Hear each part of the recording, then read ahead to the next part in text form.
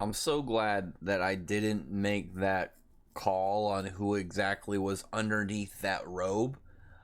I saw someone say Rusty Rhodes, and it ended up giving me flashbacks to the Grand Magic games, like way back, during those weeks, and I thought that the person underneath the rabbit costume for Blue Pegasus that ended up being Nichia, logically my guess was Rusty Rhodes because I thought that made sense. Because just personality wise, if he was going to be in a guild, that would make sense of where he would fit if he was trying to go legit.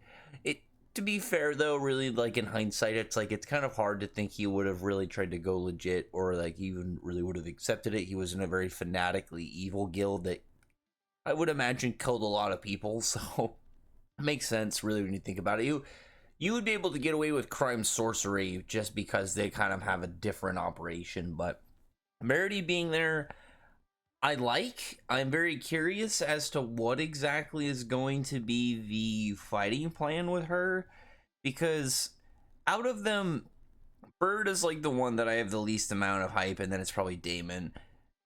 I would assume like out of them, Gate, as I've said, he has like the most hidden aura and like hidden menacing potential. I feel like out of all of them, the one that you would least expect is this guy who just looks well dressed. He's not like some giant. He doesn't look super intimidating. But I think that he just has this kind of reserved level of malice that we would, well, maybe we'll see once we get to him. I like his design, so I'm hoping. I mean, Gate 2 is a really cool name. I think he probably has the coolest name out of all of the members, except for Zero, but Zero's a returner, so I can't really say. But you have the members of the original Racion say show up, and they're just doing their thing. Like, we have like a square off. When it comes to like the capabilities of the six, so it's hard to really say when you have characters that you don't see very often. But with the Sace and really like same with Merity and like anybody in those kind of like general like higher specialty rankings, they would be just, they should all be relative prodigies to a degree. It's just, it's hard to say to what extent. With I mean with someone like Angel, has to be like what, her third magic now, third or fourth magic, because like she had her keys and then she went to the coins, but that was like a dangerous magic, you couldn't use it. It ended up doing life force exchange and all that stuff, so she now is on another magic, and I'll give that to her. But when you look at like Midnight and Cobra are the ones I would say. Like Midnight is that guy who seems to be like super just raw talent, and then Cobra is talent capabilities but also training, and then just general you climbing the ladder as he goes about his day. With Hot Eye, I don't know. Hot Eye is the one where it's like I feel like like unless he's been doing kind of like training with Jura, which makes sense. I wonder how he would be going about doing that during any of these periods of time, because I don't imagine he's doing a lot of general training just based off of the fact that like I don't see what he's gonna go fight people to go do. Like, why would he want to grow in strength unless it's maybe like a self-discipline thing and he's trying to do that? Because the way that I think logically you could have him do that would be to be a crime sorcery guy and to go around fighting villains, or maybe he's trying to go spread like some form of spiritual teaching, and like there's like some way that in his design of like going about it, it increases his like magic through wisdom or something. Just kind of like more of a knowledge thing with him. Racer, I don't know. Racer really needs to pull something out here because I feel like out of all of them, like he's gonna be in the worst case, just from the fact that like he's already using like everything he has. I mean, like maybe we'll see like the, what is it, the red zone, like the little upgraded version they have in the anime. But I just don't really see what from. Also, I like seeing him just use motor again after so long. That was really cool. Just a nice little nod. But we have Mary show up, and it's cool to see just their general reunions. And there's some nice little bits in the chapter that have me again questioning, like, is it just a direct statement or is it more of like foreshadowing of a hint? And then just seeing what everyone's up to. I'm curious with with some of them. I'm hoping not all the Sace win. I would say Cobra, but I'm hoping it's more of like a clash of power, and maybe some of the Sace really lose. But it's if we end up having them lose, the Ration Sex lose, I'm really hoping we have it like to where Ferris is like, yeah, whatever, and then she just shows like, oh yeah, I have an entire new group that she just makes, and she shows that they're completely expendable, and she can just has no problem with having any of them destroyed at any point. And then you could have something cool like having Hades or Zancro's corpse, and then going something about that, or something that would be really funny, and I would be stoked about this, is have God Serena again, just but like he needs to be in some form of different way to where like he is a zombie. He looks more undead. I just like the idea of like him just kind of coming back in another way, and he's just in some other predicament, and he's just like, well, okay, well, I guess I'll just run with it. It's kind of like I was hoping we would have that with Gienma. I would be hyped if it was Gienma too, because both of them seem to have that thing. Maybe with Gienma, I think it would work more because he already had his body kind of like transformed into being more demonic. And I think it'd be really funny to see him again, and we actually get like a decent fight out of him, and he's just, like, from his perspective, he finally gets a time to shine, but then say something happens where he gets completely bodied. Like it's finally Sting and Rogue's time, and instead it's like I don't know, some form of limit break, and Sting pops off, or it's something where it's just he finally gets a moment, and then something happens, and he just gets completely decimated. Everyone likes to see him get destroyed too, so it'd be nice around to see him come back. Also, I can't hate because his designs are cool. His initial design was pretty good, and then I actually really like his demon design. I always think of it as like this big weird forest demon who is out there doing like ancient dark shamanism. It's just an awesome design. I was always a big fan. But Zero in the chapter, to me, there's a lot in there that has me curious as to his whole setup, because we have a comment from Midnight when he's talking, he's saying, Father, when are you gonna wake up? I wonder if he's saying that as more of like a phrase, or if he literally means it and he's talking about Brain. Because I believe that because we see Zero active, but the lines on him, is Brain going to be the full power version this time, or maybe as Aetherius form? And when he goes into it, we see Brain come out. I'm very curious as to see how that's going to form. But with Zero, we see him use his magic, and I think this is really interesting because when it comes to with Alderaan, it makes sense strategically how they would be able to beat him because of just how they operate all as a team, I would assume. And if you're able to beat the God Seeds and then defeat the weakened Brain within that time limit before his God Seeds return, he's a much easier fight than directly fighting him. And that all makes sense with like them to being able to defeat the other God Seeds. The only one would be the main one, and I'd wonder, like, do they have a Dragon Slayer, or did anybody who's using Dragon Slaying abilities? And it looks kind of like Zero is doing it. Because he's using he's just kind of like having his magic go around his hands, but it's very similar as to like when Natsu or any Dragon Slayer is using their element, specifically getting ready to kind of rev up, and it's just swirling around their hands, getting ready to clad in their hands to be used. It's very interesting, and I'm wondering if this is like the reason that they had Hot Eye just immediately go in and go for a move to mess with them. Did not have that reveal. Maybe you'll have that when Midnight shows up. With Hot Eye 2, I don't know. I feel like with like Gaia's gonna end up, unless Gaia's abilities are really weak, I don't really see what Hot Eye's gonna do. Because Hot Eye's abilities, he seems somebody who would be a really amazing support, like to have in a team fight. But I don't really see what he does too much in a 1v1, because his magic is mostly turning earth like soft, like mud like. So like what does that really do for you in a lot of combat senses? It's useful in like crowd control, messing up your opponent's like footing and doing stuff to probably mess with their attacks and stuff. But I just don't really see how much that's going to really last. It's the same thing with Racer, because Racer can only do so much with like, oh yeah, I speed, move around, and then I slow you down, and then I go for hits. Because he's hitting Bird, and Bird is like taking the hits, but he doesn't really seem phased. He doesn't seem like it really mattered to him. And then he had like Cobra going in and hitting Blade, but Blade wasn't paying attention to him, so I don't think that's really the exact same thing. Blade seemed more like he was just kind of getting ready to go and attack Racer. I want to see that sword though come out. Every time we see it about to be drawn or like partially drawn, he ends up getting distracted or thwarted. Angel and Damon, I don't know. Their fight, one Angel, I still really see what Angel's gonna really come in scary with. Because here's the thing, I assume that each of the members of the sex are going to have a pretty dangerous magic, like something in it, like, even if it's like their base ability is like nothing crazy.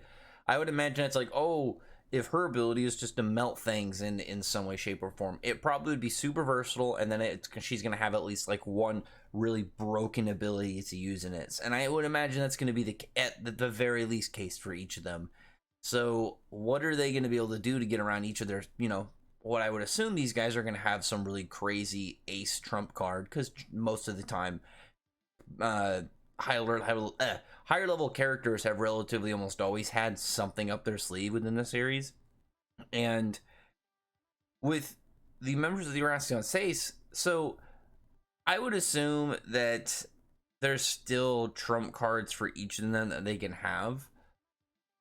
But I just don't really know what like Angel or Racer or Hot Eye are really gonna have. Because like Hot Eye, we don't have much of anything for his magic. With Angel, she's moved around and she's gained new magic, so we don't know exactly what she's gonna have even at her disposal in the first place. And Racer really only he's got his normal slowing magic where he slows down his opponents, and where then he's got his speeding up magic where he just makes himself a little bit faster. There's nothing really that's that scary of him, because whenever he fights people, so far people get around him really pretty well. And then when we saw, for instance, when Mira Jane fought him in Starry Sky arc, which is canon, she was like, even with his abilities active, she was just way too fast for him. Way too fast. She was completely seeing around him. And it's the same thing with Jalal. Once Jalal used Meteor, he was just noping around to everything that Racer has. Granted, there's also the fact that we know that the base amount of magic in the environment goes up steadily over time, so wizards are going to be just baseline stronger. And these guys all should get, these are elite people. It's just that they haven't done a lot in a long time, so it's really hard to kind of gauge them. But I mean, as long as we find out they've been active and we see aspects of that in this fight, that'll align. It's more so like, how are the fights gonna go when it comes to difficulty? Because some of them I see really being odd if they win, like Midnight versus Zero. I just don't really see what Zero or Midnight is going to do, because one, I would assume Zero knows everything about his magic and to get around it. He gets hit by an attack pretty early, and he has like the little scuffle damage, but he seems unbothered. And I feel like there's something about Zero that we're just waiting for the reveal on. And if it's like something like he's been imbued with dragon slaying magic, it would not surprise me. Meanwhile, we have the rest of them. They're telling Urza she needs to go back to town. She needs to go to Dramil and deal with whatever's going on in there. And the rest of it is the Seis and the Urasion Sex just getting into the fight. I really like the little bit where it's kind of going into Angel's fight, and she's kind of rising into the air. She's got those weird little kind of like angel maw creatures that she used during the Tartaros arc that are starting to form. I like how her magic is looking. I think it looks pretty good. Because like we didn't really see much for Angel at all in Tartaros. For that, we just saw her use, I think, just that one ability. And then I think there's like an additional one in the anime. I'm trying to remember exactly. It's not really important. And then she was mostly an intel person in Alvarez, so it's nice to see her actually get a fight. I'm hoping hers is, any of their fights are at least one chapter. I would love it if each of their fights are at least one chapter. I'll be a little sad if they're less, because this is probably the only time we'll ever get some of these guys with one chapter, and I don't think anybody would complain. I don't think anybody who's gotten to this far in the series would be like, man, I don't want to see a 1v1 fight with any of these characters that I've been that have been in the story for this long. Because it's like, think of like, for instance, like watching the show like way back in the day, or reading the manga way back in the day when these guys were fresh villains. You never would have expected it to get to this point, and it's like, out of all the villains, they've kind of really turned around some of the best. Because when you look at some of like the real villains in the series, like obviously it's like you look at like the members of the Gulun Island, they weren't really villains. They look more like Leon was more of kind of just being like a bad dude. He was like on the pathway to being a villain. Same thing with Gagio, but Jose was more of like the bad guy, and he's relatively like never come back. Jalal obviously had his long journey. Same thing with Laxus. But then it's like after that point, really, when you look into run into villain groups following the Racion Seis, things just seems to go like poor for them every time. And you have the Edolis, and like their government is like destroyed, and they had to move power around. They don't have magic. More than half of the of Grimoire Heart's like good members ended up dying. People dispersing and whatnot. Genma ended up, well, a little different with them, ended up dying. All of Tartaro's dead. Half the Spriggan dead. Like it ends up being a lot more like violent form. The Racion Seis just kind of ended up lucking out, and then they ended up getting a lot more just general added info and stuff with like additional stuff in the anime. Then we ended up getting this the Starry Sky arc, and then they ended up we having Cobra over in Godzilla spinoff. So it's just a lot of stuff for them, and they've had actually a pretty prominent role in the series in the long run. So I'm pretty happy to see the setup of them getting some fights. I think that'll be really cool. And then when we have Racer, and Racer goes and hits Bird, he does look fine though. He looks kind of just more of like surprise shocked. Like he was just like, oh yeah, okay, whatever. Nothing that's gonna really be too crazy on him. And for the most part though, I don't imagine any of them are gonna have too hard of a time in the opening. But like Cobra and Midnight are the ones that I'm really kind of keeping the most awareness of. The rest of them I just don't know too much of like how well they're gonna do. Cobra and Midnight I think will fare well, but like the thing is, at the same time, Blade and Zero I think are gonna be some of the hardest enemies. I would say it's like Zero, and then has to be either Gate or Blade as like the number 2 out of the group. Then we get back to Natsu, and he's talking to Happy and Fortune. I guess now it's just Fortune, it's not Misfortune.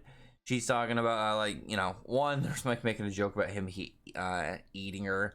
I'm still like, I wonder if she's an Exceed though, for real, because like, is she sentient flame? Is she like some weird mutated Exceed? What's the exact deal with that?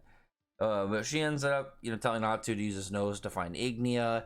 We don't know exactly where he's at, but we have like Natsu being like, oh, that's in the direction of, and then go, the panel ends up peering over to Urza, who's in Dramil, and there's something going on in Dramil, which I'm very curious as to what this is in addition, because is this going to be more of demons from the Book of Ferris? Is this going to be some people that were turned into a dragon? I think it'd be really cool if we had, say, either, I don't want it to be any of the Fire and Flames members. What I would love is it would be some form of dragon turned, and that wasn't able to be unturned by the destroying the Lacrima, and it's just like Urza's fighting some relatively powerful dragon, nothing crazy, and it's like a medium difficulty, maybe like maybe like close to high difficulty fight for Urza just against a dragon, and it's just a cool fight. And you have like Wed just watching. I think that would be an amazing way to have, like, it's just like a fight where it's cool. It's not like, oh, it's like a chapter and a half, 2 chapters like combined of just Urza style points, and it's not supposed to be anything other than just like a cool event. And Wed just watching and then gauging. It'd be really cool if it's like you see him just understanding what's going on, and then you see him like in his maybe a little bit teasing of his dragon form. I don't know. I think that would be one of the more enticing things to do. It's like if you're gonna tease his character further towards that, because I don't think he needs to just show up and fight Urza right away. I would love for him to really kind of like spend time gauging her strength, because now if he can get her to be capable of really fighting a dragon for sure, because she has her Belsarion sword.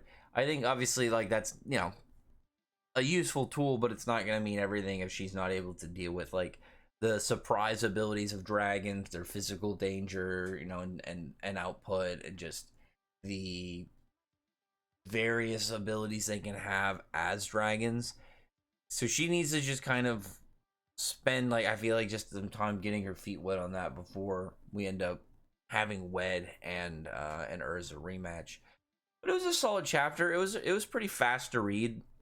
There was a lot of combat, there was a lot of fast movement, and just setting up these other fights. It's just like a closer. I'm very interested in what's going on with Dramil, where Ignia and Ferris, exactly where are they going? Is it going to be like a new place that's important? Is it going to be somewhere we've already seen? Like, I don't know, the chasm of like the Dogromag labyrinth, of the Dogre labyrinth. That'd be really cool. But other than that, I'd say like Zero and Midnight. I want Zero to win. I want Cobra to win, but I want Blade to win at the same time. So I really would like a draw. I want Midnight to beat Merity. I just don't like. I don't really know what Merity would do to win there, other than just like some one-shot hacks. Angel and Damon, I think, could go either way. I want to be on Hot Eye's side, but I just don't really know what he's going to do to Gaia. And then Gaia seems like he's going to be pretty wild. I don't know. And then lastly, who am I forgetting? Did I get everybody? Let me think. Zero, Blade, Gaia, Dane. I think so. Did I get everybody? Yeah, whatever. Either way, solid chapter, as I said.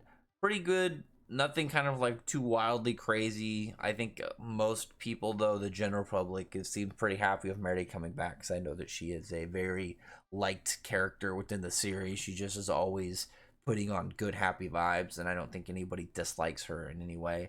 But as it were,